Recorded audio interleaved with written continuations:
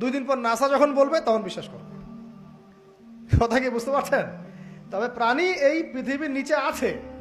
রাসূল সাল্লাল্লাহু আলাইহি ওয়াসাল্লাম বলছেন 10টা আলামত না আসা পর্যন্ত কিয়ামত হবেই না।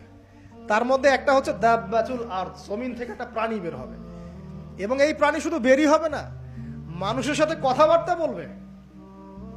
এবার মানুষের সাথে কথা বলবে প্রাণী। বিশ্বাস করছেন? এখন বিশ্বাস করছেন না জানি, কিন্তু প্রাণী মানুষের সাথে কথা বলবে।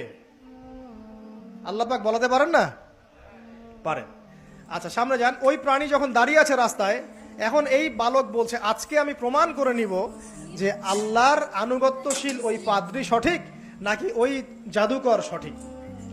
এবার সে একটা ইট হাতে নিল, পাথর হাতে নিয়ে এসে বলছে, আল্লাহ, তোমার কাছে যদি ওই জাদুকরের কাজের চাইতে এই পাদ্রীর কাজ বেশি পছন্দনীয় হয়, এই ইটের আঘাতে এই জন্তুকে তুমি মেরে ফেলো আল্লাহ।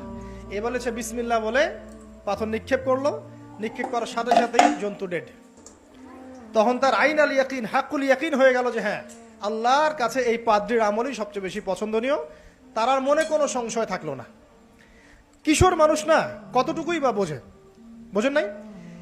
এবার তার মধ্যে একটা ইয়াকিন চলে আসলো এবং সে পরিপূর্ণ মুমিন মুসলিম হয়ে গেল। এবার যখন সে রাজ দরবারে যায়, তার কাছে পেশেন্ট আসে। মানে একজন মানুষ এসেছে, সে বলছে যে আমার চোখে সমস্যা।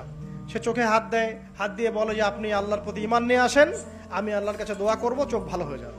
এভাবে পেশেন্ট আসে, সে বলে আল্লাহর প্রতি ঈমান নিয়ে আসেন, আমি দোয়া করব, ভালো হয়ে যাবে। এভাবে আস্তে আস্তে তার নাম এবং খ্যাতি ছড়িয়ে পড়তে লাগলো।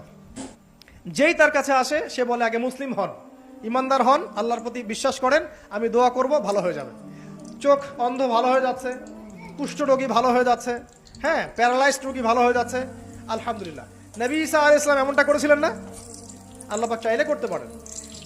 একদিন ওই রাজ দরবারের একজন মন্ত্রী আসছে। এবার ওই রাজার একজন এমপি সাহেব, তার চোখে সমস্যা। সে আসছে, এসে বলছে যে আমার এই চোখের সমস্যা, আমার চোখটাকে ভালো করার দরকার, তোমার কাছে কোনো ওষুধ আছে নাকি?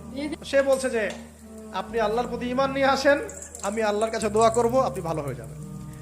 এবার সে আলহামদুলিল্লাহ ঈমান নিয়ে আনলো এবং সে ভালো হয়ে গেল।